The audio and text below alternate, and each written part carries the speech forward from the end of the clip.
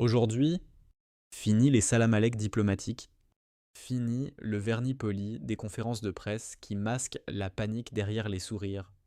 Ce qui vient d'être annoncé à Washington n'est pas une simple déclaration, c'est une déflagration politique qui fissure l'Europe du sol au plafond. Le mot n'est pas trop fort. Trump vient d'envoyer une onde de choc qui traverse Bruxelles, secoue Berlin et percute Paris en plein cœur. Là où Macron tente encore de sauver l'illusion d'une Europe forte alors qu'elle chancelle déjà, restez jusqu'au bout. Ce qui suit va renverser tout ce que les médias officiels vous ont martelé depuis des années, car cette fois, Trump n'a pas choisi la diplomatie feutrée, mais le coup de tonnerre frontal, brute, qui fait vibrer les murs de l'Élysée pour la première fois depuis longtemps. Washington parle sans filtre, sans masque, sans prétexte. Le message est brutal, tranchant, impossible à contourner, et il vise directement l'Europe, et encore plus précisément la France de Macron.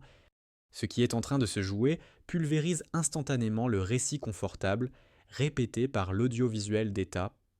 L'Amérique dit aux Européens: cessez de vous cacher derrière des alliances qui vous servent d'excuses. Cessez de brûler des milliards dans des structures qui vous immobilisent. Cessez de réprimer les voix souverainistes chez vous.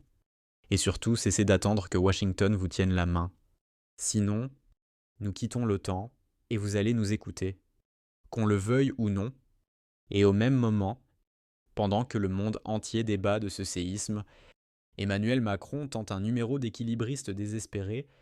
Il se présente devant la presse avec son ton professoral habituel, comme s'il détenait encore la moindre autorité sur une scène géopolitique qui lui échappe entièrement. J'ai eu un long échange avec le président Trump, déclare-t-il. Comme si sa voix pouvait encore peser dans une décision américaine déjà scellée, il prétend expliquer la position européenne, comme si Trump avait besoin d'un cours magistral venant d'un chef d'État qui passe son temps à colmater les fuites au lieu d'agir. Puis il enchaîne: Trump se tromperait, la sortie de l'OTAN serait catastrophique pour l'Europe, dit-il, dans cette posture paternaliste devenue sa marque de fabrique.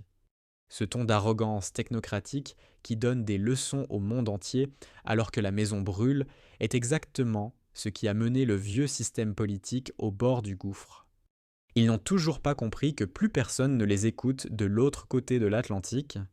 Macron ressort même les vieux traités poussiéreux de 1949, comme si brandir un document jauni suffisait à retenir une superpuissance qui annonce clairement qu'elle ne veut plus jouer les babysitters de luxe pour une Europe incapable de se défendre seule.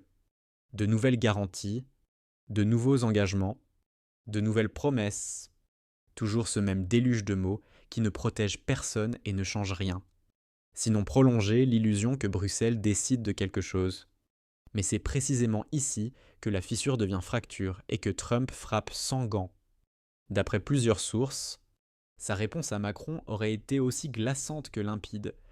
Emmanuel, cela fait 75 ans que l'Europe vit sous la protection américaine, 75 ans que vous accumulez les déclarations sans jamais construire une défense solide, 75 ans que vous réclamez des troupes, des fonds, des garanties sans pour autant assumer vos responsabilités. L'Amérique n'a plus l'intention de payer pendant que vous continuez à tergiverser. Si vous ne financez pas votre propre sécurité, nous sortons de l'OTAN, point, puis vient le coup final, celui qui transperce l'armure narrative que Macron tente de maintenir à tout prix. Trump aurait clairement indiqué qu'il ne tolère plus que la France et l'UE demandent des milliards pour la défense tout en laissant leurs armées s'effriter et leur population s'appauvrir sous l'inflation.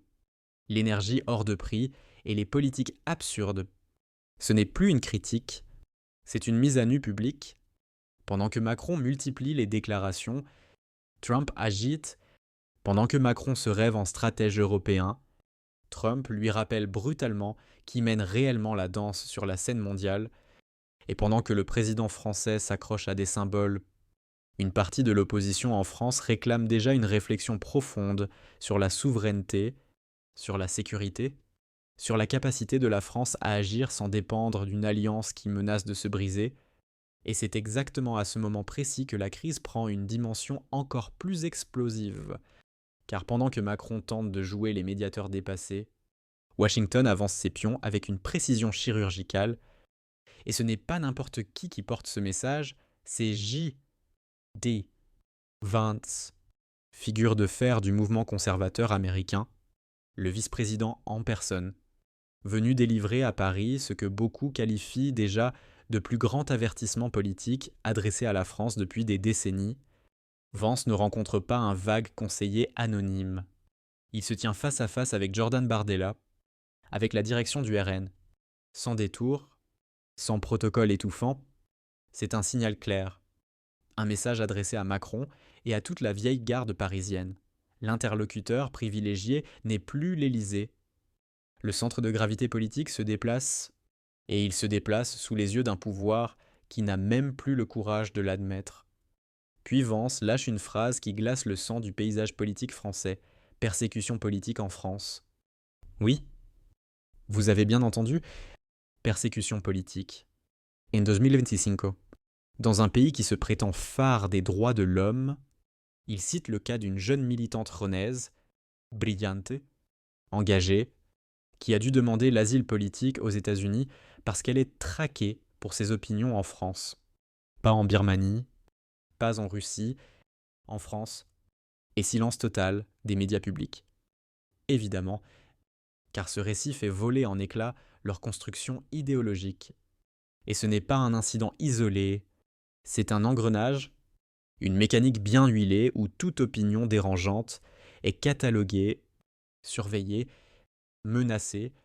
Celui qui ose brandir un drapeau français devient suspect, celui qui se dit patriote devient une cible. Celui qui manifeste pacifiquement s'expose à perdre son emploi, son avenir, parfois même sa sécurité, mais la goutte d'eau qui fait déborder le vase, celle qui révèle la nature véritable du climat politique actuel, surgit lorsqu'un simple événement démocratique déclenche une tempête d'intimidation.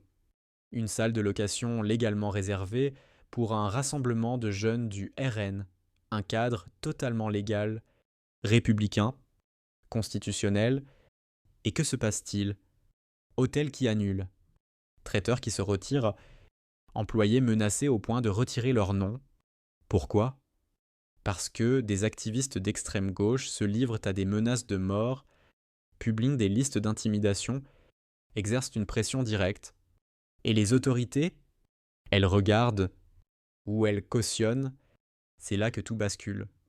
Des syndicats, comme la CGT, financent même des bus pour transporter des milliers de manifestants afin d'encercler quelques centaines de jeunes, 40 000 manifestants contre des adolescents et des jeunes adultes qui veulent simplement participer à la vie civile de leur pays.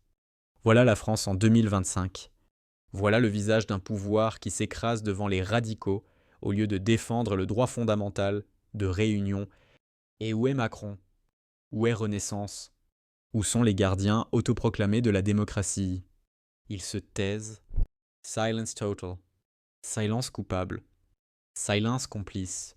Si même le président de la République abdique devant la violence politique, c'est que quelque chose est pourri à un niveau structurel. C'est alors que Washington intervient, pas avec des euphémismes, pas avec des phrases creuses, avec la clarté brutale dont les démocraties malades ont parfois besoin pour se réveiller. Les États-Unis déclarent qu'ils observent la situation de très près, qu'ils voient la répression idéologique à l'œuvre, qu'ils ne considèrent plus cela comme une affaire interne française. Et ce n'est pas un communiqué de presse, c'est une ligne rouge. L'invitation de la direction du RN à Washington n'est pas un geste symbolique. C'est un ultimatum diplomatique déguisé, un message direct à Macron, agissez ou nous agirons. Et lorsque Trump affirme « nous le ferons à notre manière », tout le monde sait ce que cela signifie. Soutien médiatique mondial, plateforme internationale, ressources, légitimation, et une montée de pression qui peut faire imploser l'ordre politique français actuel. Ceux qui pensent que c'est exagéré n'ont pas compris la machine MAGA. Ils n'ont pas compris l'efficacité clinique avec laquelle ce mouvement s'est renversé des élites usées. Ils n'ont pas compris que ce qui arrive en France n'est pas un épisode isolé, c'est un test décisif. Un test pour savoir si la liberté d'opinion existe encore ou si seule l'idéologie dominante a droit de citer. Car voilà la réalité. Aujourd'hui, en France, celui qui loue la mauvaise salle est menacé. Celui qui reçoit les mauvais invités est harcelé. Celui qui pense différemment est cancellé. Et ceux qui orchestrent cette terreur morale se présentent pourtant comme les champions de la tolérance. Face à cela, les États-Unis martèlent désormais « Nous voyons ce qui se passe. Nous voyons ce que vous faites à vos propres citoyens. Et nous ne le tolérons plus. » Macron se retrouve à un carrefour historique. Il peut se lever et défendre la liberté d'expression, la souveraineté populaire, l'état de droit, ou il peut rester dans son silence confortable et regarder le pays s'enfoncer dans une police idéologique déguisée. Mais Washington a déjà choisi son camp. Pour eux, l'interlocuteur c'est le RN. Et si Macron n'agit pas, les prochaines législatives deviendront un règlement de compte. Car l'avenir de la France ne se décidera plus seulement à Paris. Il s'écrira aussi à Washington